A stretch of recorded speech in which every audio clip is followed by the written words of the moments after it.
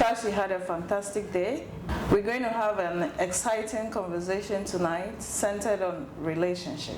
And with us tonight to take us through this discussion is our very own Author Paa-Kumi. We hope you enjoy this segment and you're going to pick a note or two to guide you in your relationship. Thank you. So Frank, over to you. Can you tell us what at all is a love relationship? Very well. Thank you so much, Gloria. Thank you for having me on this particular segment. Let me say a pleasant good evening to viewers. Well, I would say that there's not necessarily a fast definition of what love relationship is. I want to look at it from this angle. What are the ingredients? What are the elements that perhaps satisfies a love affair? Okay, and I'm tempted to believe that there's an equation of decision making. Okay, and decisions are arrived based on a variety of factors. Okay, and so because we are talking about love affair or love journey, you want to say that, for instance, there should be the elements of compatibility, okay, and there should be an element of some level of attractiveness to one another, okay, and it's also built on choice. Okay. We are told by the World Population Council that we are about 8 billion people now on Earth. With the 8 billion people, everybody has his natural inclinations, likes and dislikes. So in a nutshell, I would say that when two potential soulmates meet or cross paths, and they are convinced that they are meant for each other based on number of factors, and they want to give this journey a try, and like I said, elements, there's what a chemistry of harmony, etc., a certain level of emotional attachment to one another. We could say that they are on a path for a love affair or love journey or relationship, whatever you want to call it. Yeah. Well, that's awesome. He said there should be an element of compatibility. That is very important when it comes to a love relationship. Okay, so we proceeding. Arthur, you are known for advocating for the need for systematic progression, due diligence, and due process, especially for millennials. Does this equally apply to love relationship and affair? Absolutely. I believe humanity is presented or offered two broad views or two broad routes, what we call either by design or default. And what I mean by design is that either you are intentional about what you do and you subject yourself to natural laws and principles, or you stay aloof, unconcerned, and let things happen as it's. So for instance, if you are living by design, you want to say you have set your goals. You want to say, you wake up, you brush your teeth, you probably you do your quiet time, kind of, that's, meticulous, being intentional about how your day and measuring your goals, setting goals, measuring, etc. And the other way, like I said, is the default, where you do things by impulse. You don't really you don't really play to the gallery of intentions, but things happen as spontaneous. So I think that most young people in the streets, in our churches, that these days that I find, have caught are caught in the web of what I call fast track syndrome. Okay, we have fast food. So I want to say like fast friendship. It's give birth to fast dating, and fast dating also quickly gives birth to fast courtship, and then fast marriage, and then eventually, if God doesn't come in, fast divorce. Yeah, so this is what I'm tempted to believe, that if you don't go the systematic way, and I will explain as the conversation unfolds what I mean by being systematic or being progressive, and you bypass the process. That's what I want to say. If you bypass the process, for instance, a newly born child growing up will not be in the university.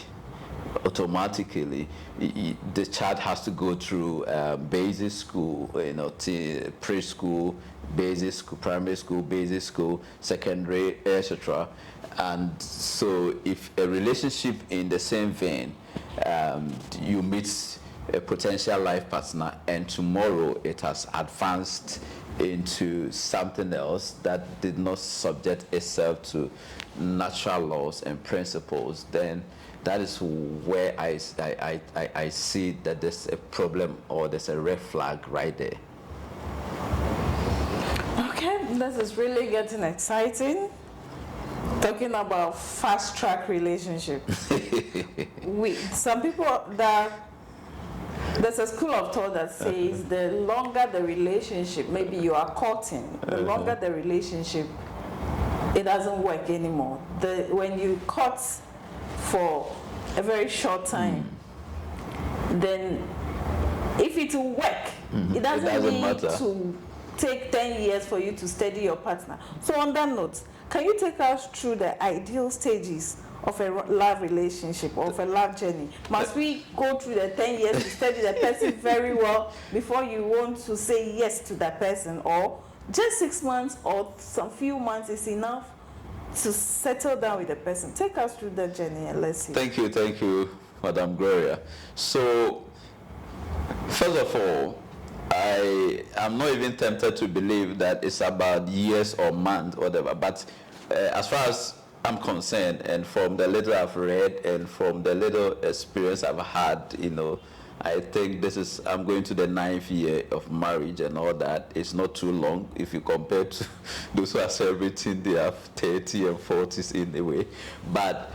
And then of course I work with young people a lot, so the little information I'm privy to, relationship issues that come to my notice and all that.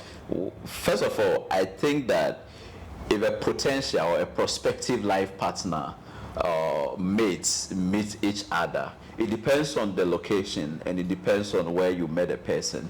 If it's a place that, if you don't hook up with the person immediately, you may never get to see each other. Like maybe it's not a church that you regularly attend, etc. The first prescription is that you do what I call entry to the heart through friendship, the point of entry to the heart through friendship. And how can you be a friend to a stranger? You need to exchange contacts. Okay, so for me that's the first process, because and male and females would attest. Oftentimes your peers will not say this public, but I know that if a female seizes a potential soulmate, she may not be able to voice it out. In the same vein with the gentlemen or the males, there's something that spark in you, and there's something that registers immediately in you, and you tell yourself, wow, I would, if you are not married, I wish this is my partner. It's registered in and sometimes even if it's a first time, people say love at first sight. Is that it, right? Love at first sight. Yeah. If it's first sight, kind of, if you are seeing yourself for the very first time, sometimes the two of your eye could even, lock at a point. One is staring, and then immediately one will quickly, in that scenario, the potential is high. So you don't want to miss the person. So first of all, you hook up and exchange numbers. So that for me is what I call the entry to the heart, entry point to the heart, true friendship. So that's number one. Number two, then the stage of dating comes in. Okay, yes. And people, let me spend some few minutes here, because the millennials that comes to me, at least as a youth coach, I find it so interesting what they understand of what dating is. Because for me, I put it this way: dating is a fact-finding mission, where you invite the opposite sex out over, if you're a Christian, over a normal drink and all that, maybe to the mall, some beach or whatever, and then over drinks and some kebabs and all that, or ice cream, and then you beginning to interrogate. Okay, you want to find out what his likes are, what his dislikes. You won't even find out in the first place whether she's in a serious relationship or not. Okay, but what my young people call dating, I have a serious challenge with that, because then for during my time, for instance, then I could date 2-3 ladies, because at that time I think it's not a committal level.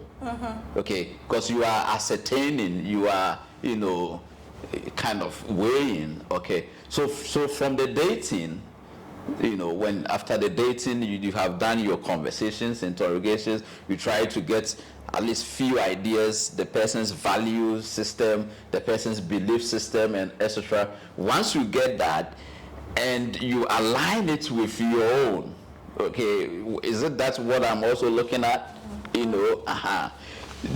Then it's graduating or gravitating towards what, so if there's a mutual connection, that's what I call the bonding process then begin. Okay, and I remember those days after of proposal itself.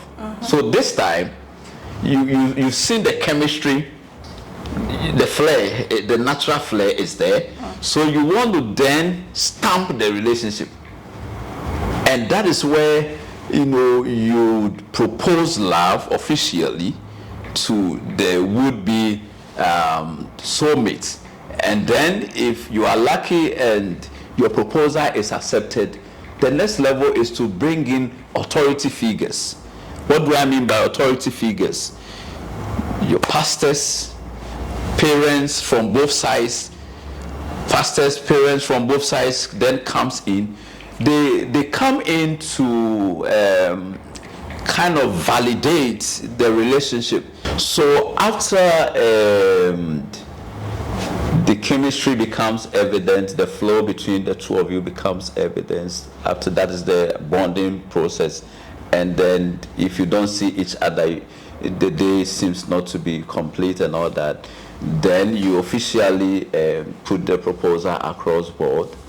If perhaps you are lucky and the would-be or potential lady accepts that, I'm talking from the guy's side, because in our culture it's not the other way around. Even though now some people are thinking that if a female feels strong, why not, you know? But that's another topic, maybe we can look at another day. Certainly.